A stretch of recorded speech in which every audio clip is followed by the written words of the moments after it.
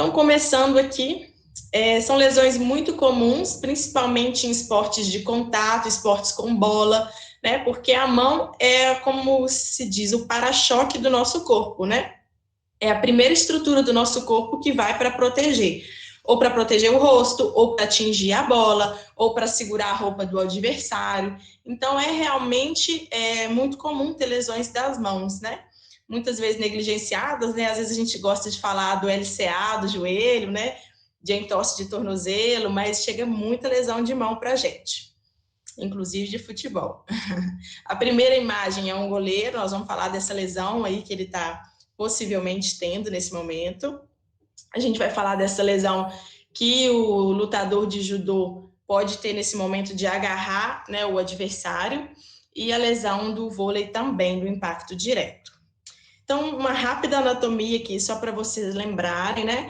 As falanges dos dedos são 3, nos dedos de 2 a 5, e no dedo 1, que é o polegar, são só 2 falanges, né? Que é a proximal e a distal. E nos outros dedos é a proximal, média e distal. E a gente tem os nossos 5 metacarpos, também numerados de acordo com o que eu disse. Número 1, metacarpo 1, 2, 3, 4 e 5, tá bom?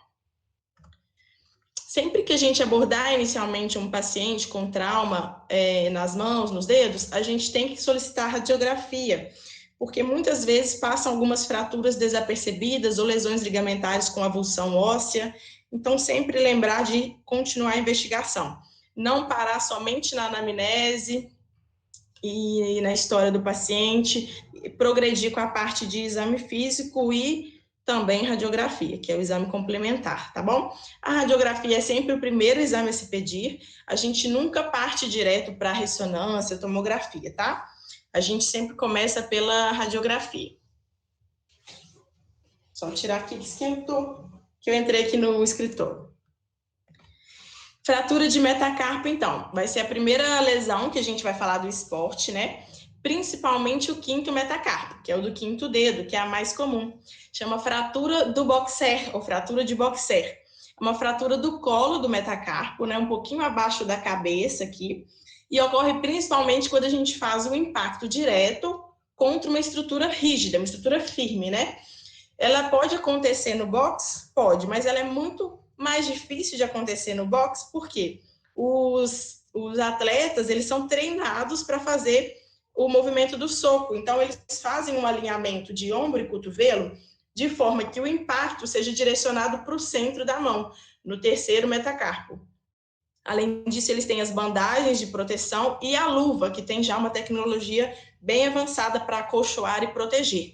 Então, apesar dela chamar fratura do boxer, ela não é tão comum no boxe, igual ela é comum em outras situações, como briga de rua, né, lutadores de rua, e também quando a pessoa fica muito nervosa e dá um soco na parede, que é o mais comum que a gente recebe no pronto atendimento. São socos na parede, no vidro, e aí a pessoa pode ter essa fratura do quinto metacarpo por causa da direção da força, tá? Por isso que eu até coloquei os 2 desenhos aí para lembrar isso para vocês. Alguns livros recentes, por exemplo, a nossa literatura ouro da cirurgia da mão, que é o Green, fala que não é de lutador de boxe, é lutador de rua. Eles destacam isso porque houve um tempo que os lutadores de boxe começaram a achar um pouco ruim dessa determinação. Então, é assim que essa fratura se apresenta. A radiografia da esquerda mostra aí para vocês esse desvio volar, que é quando o fragmento faz essa flexão, que é o mais comum, do quinto dedo. E aí o desenho do box, só para lembrar da posição, da direção do soco, que eles têm já essa habilidade, que é uma forma até de evitar essas lesões, essas fraturas.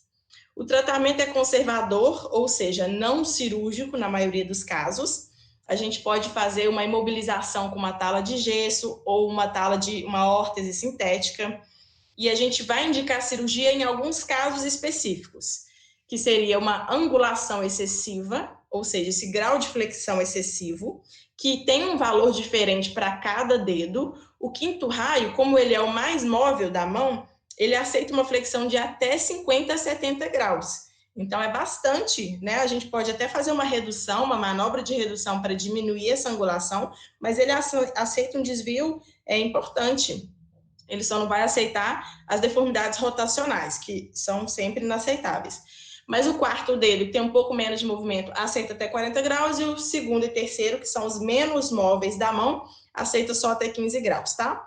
Quando a gente tem uma deformidade em rotação dos dedos, a gente consegue identificar da seguinte maneira. Vocês vão pedir para o paciente fletir todos os dedos na palma da mão. A ponta de todos os dedos tem que vir em direção à tuberosidade do escafoide, que está bem aqui nessa região. Vocês vão fazer isso aí na casa de vocês e vão observar que todos os dedos apontam aqui para a tuberosidade do escafoide. Quando a gente tem uma deformidade rotacional, a fratura causa uma rotação, a gente tem uma sobreposição não proporcional, uma sobreposição não anatômica dos dedos. Isso mostra para a gente que tem uma deformidade inaceitável e que precisa de tratamento cirúrgico, tá? Coloquei até um desenho de uma mão mostrando essa deformidade rotacional. O quarto dedo está desviado, não está apontando para a tuberosidade do escafoide, ele está apontando para o lado lunar, para o outro lado. Mostra para a gente que tem uma fratura com indicação de tratamento cirúrgico, tá? A manobra de redução dessa fratura é a manobra de Jess, que a gente faz a flexão tanto da interfalangiana proximal, quanto da distal, quanto da metacarpofalangiana. Então, a gente fazendo a flexão de todas essas estruturas, de todas essas articulações, consegue empurrar a cabeça do metacarpo, igual eu estou fazendo aqui no vídeo. E igual está nessa primeira imagem aí, tá? Essas setinhas são as forças de direção. Dessa forma, a gente consegue reduzir essa fratura que está angulada para rolar, está fletida, tá bom? Mas lembrando que é só uma posição de redução, a gente nunca vai imobilizar nessa posição, senão vai dar necrose, tanto na ponta do dedo quanto aqui na palma da mão. A posição de imobilização é a imagem aí da direita de vocês, tá? Que é uma posição que a gente chama de intrínseco plus, que o paciente vai usar por 2 a 3 semanas. Essa é a imobilização que a gente faz, tá? Essa é a imobilização da maioria das lesões de mão e punho, tá? Intrínseco plus, que é extensão de 30 graus do punho e flexão de 70 graus das metacarpofalangianas. É a posição ideal para a gente não ter rigidez dessas articulações, porque vai ficar 2 a 3 semanas na mesma posição. Se você fizer em extensão, depois o paciente não consegue mais fletir. A gente tem que mobilizar em flexão. Se o desvio for muito grande ou tiver deformidade rotacional ou algumas outras lesões, como fratura exposta ou outras lesões associadas, a gente tem que optar pelo tratamento cirúrgico. A gente pode utilizar vários métodos de tratamento e fixação. A imagem da esquerda de vocês é uma radiografia mostrando o pino, que é o fio de Kirchner cruzado, tá? São 2 dedos aí, o quarto e o quinto. Ou a gente pode utilizar eles paralelos, que é a segunda imagem. Dessa forma, os pinos eles estão segurando a cabeça do quinto meta lá no quarto meta, de uma forma que ele consegue sustentar a cabeça na posição, mantendo o alinhamento para consolidar a fratura na posição correta. Outra opção são as placas e parafusos, que são as imagens da direita, tá? Em casos mais graves, lesão de partes moles, fratura exposta com perda cutânea, a gente pode também utilizar mini fixador externo, mas eu nem coloquei a imagem aqui, tá? Porque geralmente são casos de maior gravidade, alta energia, acidente automobilístico, no esporte nem tanto, ok? Agora, a segunda lesão, que é muito comum de acontecer no esporte, nas mãos, são as lesões de tendões flexores, né? Lembrando um pouquinho da anatomia, a gente tem na face palmar, na face volar, 2 tendões para cada dedo, né? Que é o flexor superficial e o profundo. Exceto o polegar, que tem o flexor longo e o flexor curto, né? Então, no polegar, ele não chama superficial e profundo, tá? Mas eu vou falar principalmente do superficial e do profundo dos outros dedos, que são os mais comuns. A posição deles no antebraço e no punho é por causa dessa nomenclatura de posição de profundo e superficial. Mas quando chega na região da zona 2, que é essa região da metacarpofalangiana, eles invertem a posição. O flexor profundo, ele passa entre uma divisão do flexor superficial, que chama quiasma de Camper, e ele vai fixar, ele vai inserir lá na falange distal. Olhem pelo desenho, vocês vão conseguir ver. Então, o flexor profundo dos dedos, ele vai até a falange distal, enquanto o flexor superficial, que se dividiu ali ao nível da zona 2, que é a zona da metacarpofalangiana, ele se insere só na metacarpo, na falange média. Por isso que quando o flexor profundo ele contrai, ele flete, ele vai fletir apenas a interfalangiana distal, porque ele vai lá em cima. Então, para testar, você vai pedir o paciente para fazer a flexão e tem que segurar as outras, para ele não fletir elas, tá? É assim que você testa o flexor profundo. E para testar o flexor superficial, você vai pedir para o paciente fazer a flexão do dedo e segurar os outros. Olha só como ele flete só a interfalangiana proximal. Por quê? Porque ele se insere aqui na falange média, tá bom? Então, essa é a diferença do flexor superficial e profundo. É importante saber isso para a gente conseguir diferenciar a lesão de qual deles, tá?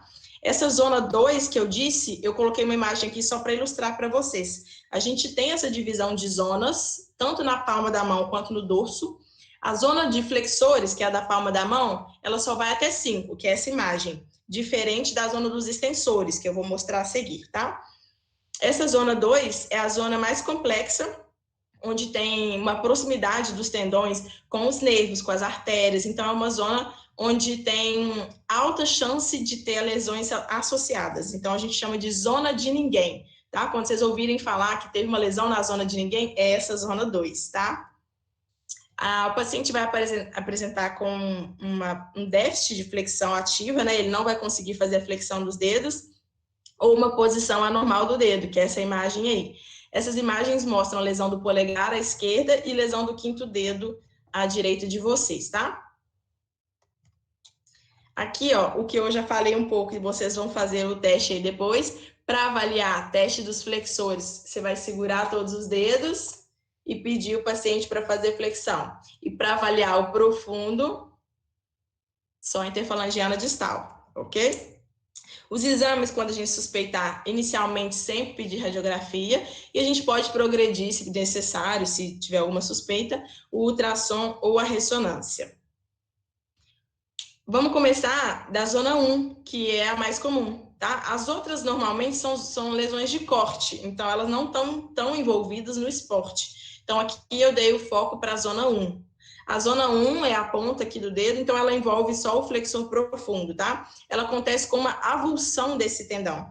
E geralmente essa avulsão, ela leva um pedacinho do fragmento da falange junto. Vocês vão ver na imagem a seguir.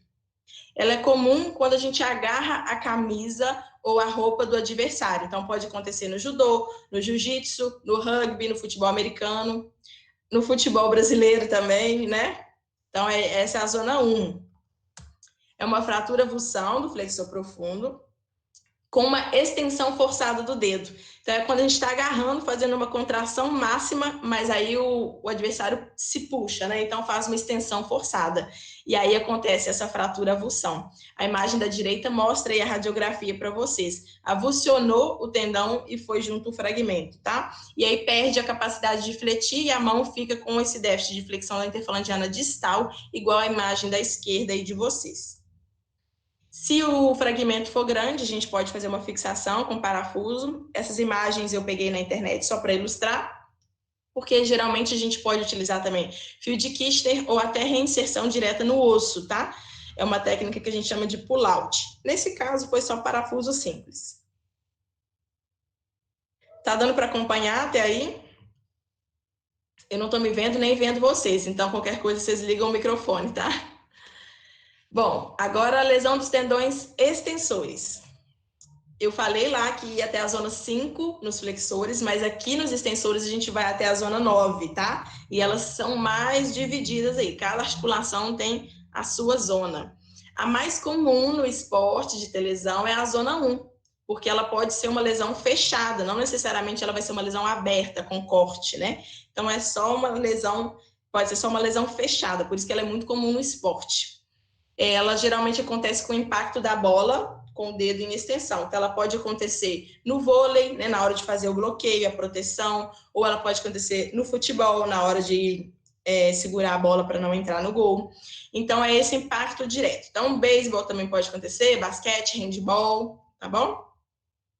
Como é que funciona isso? Essa zona 1 é o final do tendão extensor. A gente chama de tendão extensor terminal. E essa lesão a gente chama de dedo em martelo. Vocês já devem ter escutado falar. Existe o dedo em martelo tendinoso e existe o dedo e martelo ósseo. A diferença deles está justamente nessa imagem aí. A imagem da esquerda de vocês, que é a inferior esquerda, está mostrando como acontece quando o tendão se separa do osso. Ele simplesmente arranca e o osso fica intacto. Observa bem a região perto da unha, ali no dorso da falange distal, né? O tendãozinho ele só se soltou do osso, mas o osso continua intacto. Diferente do lado direito, das imagens da direita, que tem até um zoom com uma bolinha aí. Mostra que o tendão avulsionou junto com um fragmento da falange distal. Esse é o martelo ósseo, tá? Então, ele não é simplesmente tendinoso igual da esquerda, ele é um martelo que foi com fragmento ósseo. Dá para ver o arrancadinho, tá bom? Que deu aí na falange. Então, quando isso acontece, independente se foi ósseo ou não, o paciente não consegue estender a interfalangiana distal. Ele fica com o dedo em flexão, porque ele não tem mais o tendão extensor terminal aqui no dorso para fazer a extensão, tá bom? Um exemplo de martelo ósseo, olha como que aparece a radiografia. Aparece com esse cisalhamento, com essa carga de avulsão, tá vendo? Pode ter desvio ou não. Nesses dois casos tem desvio. Então, nesses dois casos seria de tratamento cirúrgico. Mas pode ser que seja sem desvio e você consiga tratar só com uma imobilização. Olha só os tipos de tratamento do dedo e martelo, né? A gente pode ou imobilizar, que são as imagens da esquerda, que são essas talas curtinhas, ou órtese curtinha. A gente vai imobilizar só a interfalangiana distal. A interfalangiana proximal fica livre, porque a lesão é só distal, tá? Então, a gente imobiliza só a interfalangiana distal. Ou, se precisar reduzir, a gente vai utilizar um fio de Kirchner, que são as duas imagens aí da direita para vocês, tá bom? Nesses casos, a gente tem alguns critérios para indicar cirurgia ou não, né? O grau de desvio, o grau de angulação, mas eu não vou entrar em tantos detalhes, tá? É só para vocês entenderem e conhecerem os tipos de tratamento. Agora um pouquinho das luxações e lesões ligamentares. Eu vou começar com a luxação da interfalangiana proximal, que é essa articulação aqui, ó, tá bom? Ela é muito comum de acontecer e para acontecer ela vai ter que lesar duas das três estruturas que estabilizam aquela articulação. Na imagem da esquerda de vocês, a gente consegue ver uma caixa, que é toda a estrutura protetora dessa articulação, que engloba três estruturas principais, que são os ligamentos colaterais, os colaterais acessórios e a placa volar, que é esse VP, volar plate, tá? Essa placa volar é uma estrutura bem firme, bem rígida, que está aqui nessa parte do dedo, que impede a hiperextensão. Então, ela impede que o dedo vá completamente para trás. Então, a placa volar está aqui e os colaterais, acessórios dos colaterais, estão nas laterais. Quando a gente tem falha, lesão de dois desses, é que acontece a luxação. A mais comum é a dorsal, ou seja, o dedo, o fragmento distal, as falanges média e proximal, elas luxam para dorsal em relação ao corpo, tá? Isso é uma luxação dorsal. Luxação é quando perde completamente o contato da articulação, tá? Olha a última imagem aí da direita de vocês, perdeu completamente o contato. Essas três imagens são do mesmo paciente, só que são de angulações de incidências radiográficas diferentes. Por isso é que em uma você acha que ele está subluxado, mas na terceira a gente tem certeza que é uma luxação completa. Subluxado é quando só sai um pouquinho do lugar, e luxado é quando perde totalmente o contato articular, tá bom? Então, é mais comum essa aí, é a dorsal, e aí a gente tem que fazer a manobra de redução. Quando a gente não sabe fazer a manobra de redução, a gente corre o risco de tentar reduzir o dedo e acabar interpondo alguma estrutura ali, e aí aquela luxação que talvez seria de uma redução simples precisa de ir para uma redução aberta com cirurgia no bloco cirúrgico. Então, tem que ter noção do que está fazendo, saber sobre essas luxações para fazer essas reduções, tá? Para não tornar uma luxação simples, uma luxação complexa. Então, agora vamos para o próximo tema, próxima lesão. Lesão da metacarpo falangiano do polegar. Talvez tenha até alguém aí que já machucou a metacarpo falangiano do polegar, né? Principalmente quem joga bola e vai no gol. Essa articulação, ela tem uma estabilidade principalmente pelos colaterais. Os colaterais ulnar e o colateral radial. Tem um de cada lado, eles levam esse nome pela posição que eles estão aqui no polegar, né? E o mais importante é o colateral ulnar.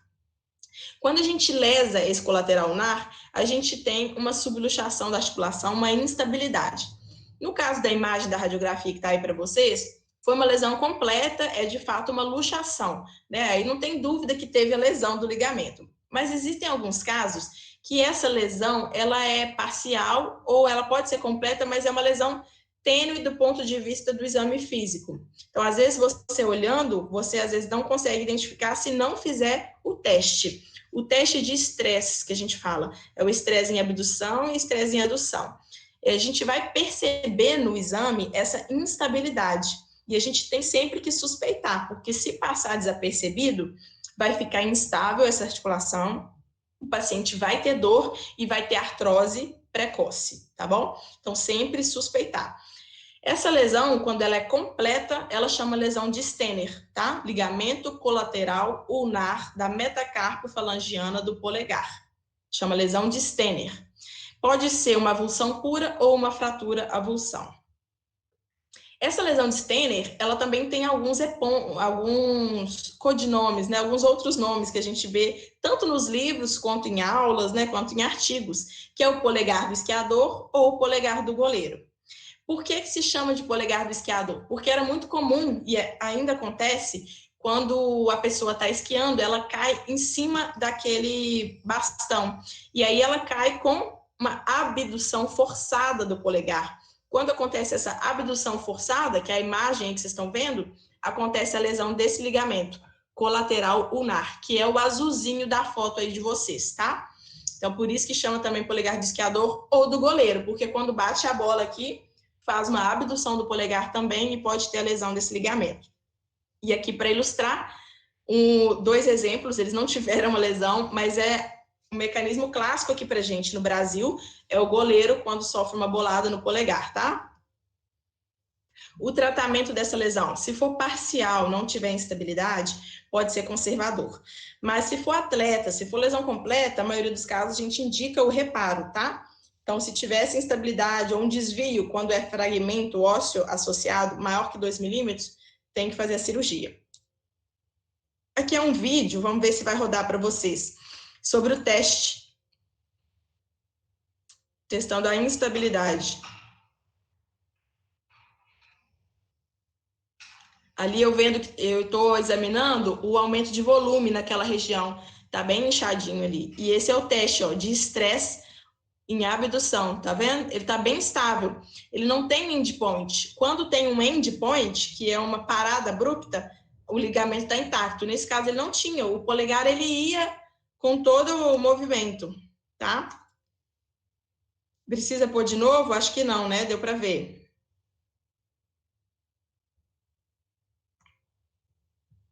E aqui é quando eu abri a lesão, isso é lá na cirurgia, o ligamento totalmente solto, ó. Aquele ali é o ligamento e olha a instabilidade da articulação. Tá vendo? Como esse aqui é curtinho, eu vou pôr ele de novo, ó. O ligamento na pinça e eu forçando a instabilidade para mostrar para vocês como ele não tá ali funcionando, tá vendo? Olha que lindo. E aí eu fiz o reparo desse ligamento com âncora. Isso aqui é com 1 semana, aqui já é com 6 semanas. Quando eu tirei a tala, dá para ver que a mão tá bem ressecada, fica 6 semanas de mobilização. E aqui, ó, a cicatriz que nem dá para ver, né? Que isso eu acho que foi 3 meses depois. Bom, essas foram algumas lesões dos dedos, né, da mão. Agora eu vou falar um pouquinho de trauma no punho. Claro que não tem como falar tudo, porque seria né, cada tema desse de trauma seria uma aula, mas eu vou tentar fazer um apanhado geral aqui para vocês. A primeira coisa é perguntar qual posição que foi a lesão do punho. Isso é muito importante, porque cada lesão tem uma epidemiologia diferente, um mecanismo de trauma diferente. Então, você vai perguntar para o paciente como é que ele caiu para frente, ele caiu para trás, o modo que ele apoiou a mão no chão, tá? Isso é muito importante para a gente. Essa é a anamnese e o mecanismo de trauma. Você também vai fazer o exame físico. Aonde dói? É do lado radial do punho? É do lado ulnar do punho? É no dorso do punho? No centro aqui? Quando a gente tem uma dor mais aqui na tabaqueira anatômica, que é essa região que faz aqui no triângulo do primeiro compartimento extensor, a gente suspeita de lesão de escafoide, de fratura de escafoide. Quando é uma dor mais central no punho, imediatamente distal ao tubérculo de Lister, que é essa proeminência que a gente tem aqui no rádio distal, a gente suspeita de lesão do ligamento escafo semilunar, tá? E quando é uma lesão mais radial, a gente vai suspeitar de lesões da articulação radionar distal, que a gente chama de ARUD, né? A gente tem aqui um complexo de fibrocartilagem, chama complexo de fibrocartilagem triangular, que é muito comum de lesionar também. Então, a gente tem que saber, exame físico, aonde dói, inchou, está roxo, teve lesão de corte associada, está sangrando, foi fratura exposta, não foi? Então, o exame físico é muito importante. E o primeiro exame que a gente faz, exame complementar, é a radiografia, igual eu já falei, tá? Inicialmente, a gente pede sempre radiografia em AP perfil, mas se a gente suspeita de alguma lesão específica, a gente pode direcionar e pedir incidências radiográficas complementares, ok? Se necessário, a gente ainda pode continuar mais a fundo nessa investigação e pedir a ressonância magnética. Uma coisa super interessante da gente bater o olho e ver na radiografia de punho são os arcos de Gilula. Muita gente não sabe, muita gente deixa passar algumas lesões por não conhecer esses arcos. Então, vamos lá. A gente tem 3 arcos de Gilula, 1, 2 e 3. O primeiro arco é no contorno proximal da fileira proximal do carpo. O segundo arco é no contorno distal da fileira proximal ainda. E o terceiro arco é no contorno proximal da fileira distal, tá bom? Então, no contorno das fileiras, eles têm que ter um alinhamento e não pode ter uma quebra desse arco, não pode ter uma incongruência desse arco, tá? Então, do lado esquerdo aqui dessas duas imagens, ó, a gente tem a congruência, tá certinho aqui, os arcos de Gilula. Diferente da imagem mais da direita de vocês. Olha só, não tem o arco de Gilula, essas linhas estão totalmente quebradas. Então, só de olhar aqui, eu já sei o que foi. Foi uma luxação periscafo semilunar. É um capítulo à parte também, essa luxação do punho. Geralmente é queda com a mão espalmada, mas geralmente com alta energia, tá? E acontece, eu já recebi muito no pronto atendimento, inclusive tem um artigo sobre isso com um professor meu também. Acontece muito, a gente recebe muito, mas não deixar passar, tá, gente? Porque para a gente que é cirurgião de mão, muitos ortopedistas conseguem identificar. Mas às vezes no pronto atendimento, você está na cirurgia geral, você é clínico, você não conhece, vai escapar, porque não vê que tem uma quebra desses arcos. Porque aqui tem até um fragmentozinho, mas às vezes não vai ter esse fragmentozinho. Então é bom conhecer, tá? Esses arcos de Gilula. Agora, sobre os ângulos que o rádio distal faz de maneira fisiológica e anatômica. Essa é a anatomia do rádio distal correta, ó. Ele faz um ângulo de 21 a 25. No geral, os livros trazem 22, tá? 22 graus de angulação. Essa angulação a gente chama de angulação ulnar do rádio, porque é um ângulo que ele está fazendo em relação à una, tá? Então, angulação ulnar do rádio anatômica de 22 graus. É da pontinha do estiloide do rádio até a borda mais ulnar do rádio, ok? Embaixo aqui é uma imagem em perfil, em cima é em AP, tá? Anterior-posterior, embaixo é em perfil, mostrando a angulação anatômica, que a gente chama de angulação volar do rádio, porque é uma angulação que direciona para volar, tá? Então, nessa região aqui é a região volar e essa região aqui é a região dorsal. Então, o rádio, ele tem esse platôzinho, ele tem essa inclinação para volar. Esse é o que é normal, é o anatômico, que são 11 graus. Então, é até fácil de decorar, né? 22 e 11, né? Um é o dobro do outro. Além disso, a gente pode observar também a altura do rádio da una. Eles têm que estar alinhados até 2 milímetros, que é o normal. Se a una estiver muito alta ou muito baixa, a gente pode suspeitar de alguma alteração. Por exemplo, quando o rádio tem uma fratura, ele pode encurtar, ele pode diminuir esse tamanho e ficar bem discrepante em relação à una, tá? Aqui eu trouxe 2 exemplos para vocês. Do lado esquerdo, o rádio está aumentado, que seria a una menos, e do lado direito, o rádio está menor, que seria a una plus. Nesse caso, não tem fratura associada, mas é só para mostrar para vocês o que é a una mais alta e a una mais baixa, tá? Normal até 2 milímetros. Esse aqui eu gosto bem. Vocês lembram que eu falei ali uma dor central no punho distal ao tubérculo de Lister? Então, geralmente é lesão do ligamento escafo-semilunar, que é um ligamento que conecta o escafoide com o semilunar. Esse ligamento é um ligamento forte dorsal, ele que estabiliza aqui a fileira proximal. E quando a gente tem lesão dele, o que acontece? Afasta os dois ossinhos, afasta o escafoide do semilunar e cria esse espaço. Esse espaço acima de 5 milímetros chama sinal de Terry Thomas. Terry Thomas foi um comediante, que é a foto dele aí do lado direito de vocês, que tinha o dentinho separado. Por isso que chama sinal de Terry Thomas, tá? Porque separou ali. É importante também diagnosticar essa lesão, às vezes passa desapercebido.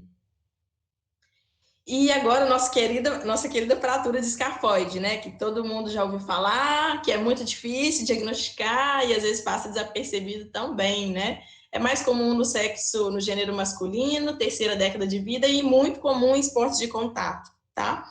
O mecanismo de trauma também é queda com a mão espalmada, que é essa imagem da esquerda de vocês.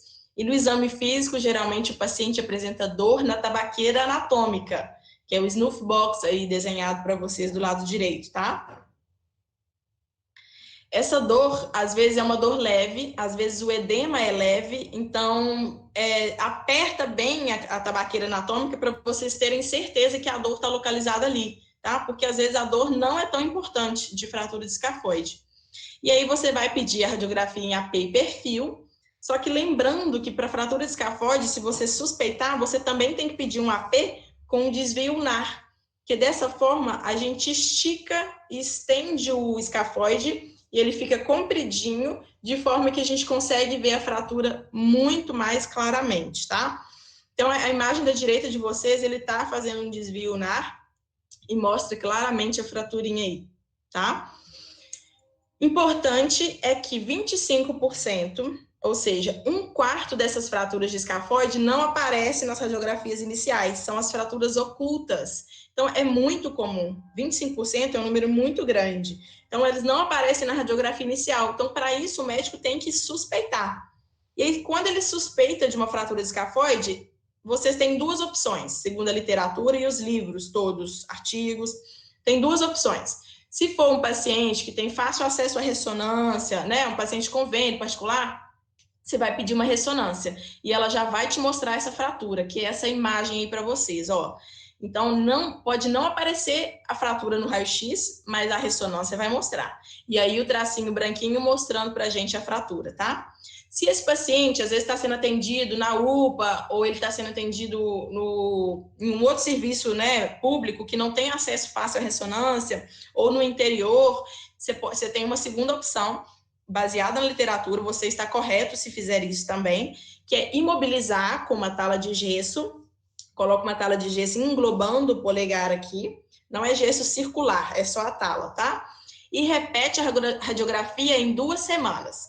Repetindo a radiografia em 2 semanas, quando tem uma fratura, a gente tem inicialmente uma reabsorção óssea. Então, vai aparecer ali a fraturinha com 2 semanas, tá? Lembrando de fazer ela com desvio ulnar, para ficar bem claro ali para vocês, ok? Então, em caso de fratura escafoide, é isso aí.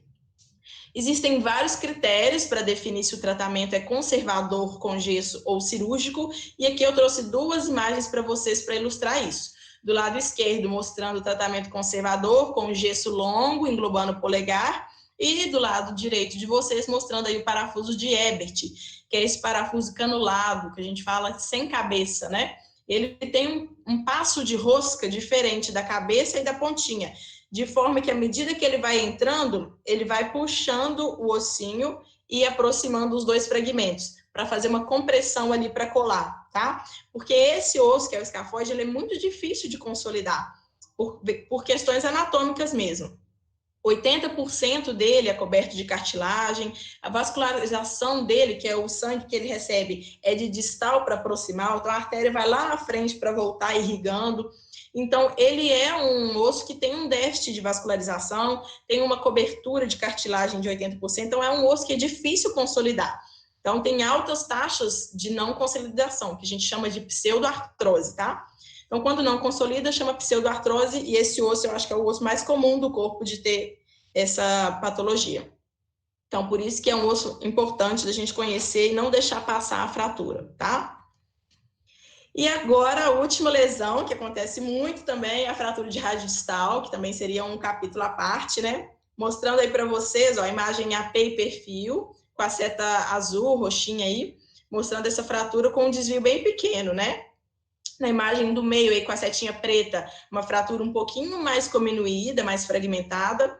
E na imagem da direita de vocês, uma fratura completamente fragmentada, fratura articular, com encurtamento do rádio. Olha como que encurtou o rádio em relação à una, com desvio, com subluxação do carpo. Então aí eu mostrei um pouco dos graus, os tipos de fratura de rádio distal. E aqui algumas opções de tratamento que a gente tem. Se a fratura for sem desvio, o paciente tiver ainda a estabilidade, as angulações corretas, tanto a angulação unar quanto a angulação volar preservadas, a gente pode tratar com gesso, que seria o tratamento conservador. Mas em caso de desvio importante, por exemplo, né, nessa imagem aí, letra A, imagem da esquerda, a gente tem um encurtamento do rádio, a gente tem uma perda da angulação unar do rádio, a gente tem uma perda da angulação volar do rádio. Olha como que a angulação, que era para estar volar, foi para dorsal, né? Olha como que capotou, foi estendido esse fragmento distal, tá vendo? Então tá totalmente desviado. Esse aí não aceita tratamento conservador. Então foi optado pelo tratamento cirúrgico.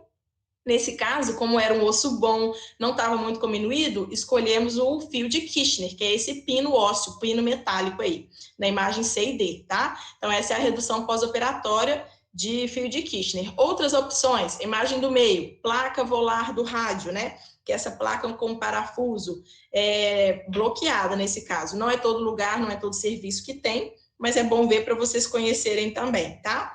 E em caso de muita gravidade, muito cominuído, ou então com fratura exposta associada, a gente vai optar pela terceira imagem aí, que é o fixador externo, tá? É uma fixação externa, nesse caso foi até híbrido, né? Fixador externo mais fio de Kirchner, para tentar segurar alguma coisa aí desse rádio distal. São lesões graves, o prognóstico é bem ruim, tá? Então é isso. O que é importante é a gente fazer um diagnóstico correto, a gente saber o que a gente está tratando, saber diferenciar quando eu vou tratar conservador e quando eu vou tratar cirúrgico, né? Lembrar de fazer uma redução e uma imobilização de uma forma, uma maneira correta, senão você pode acabar prejudicando o paciente. E lembrar sempre de reabilitação precoce. Na mão isso é muito importante, no atleta mais ainda, né?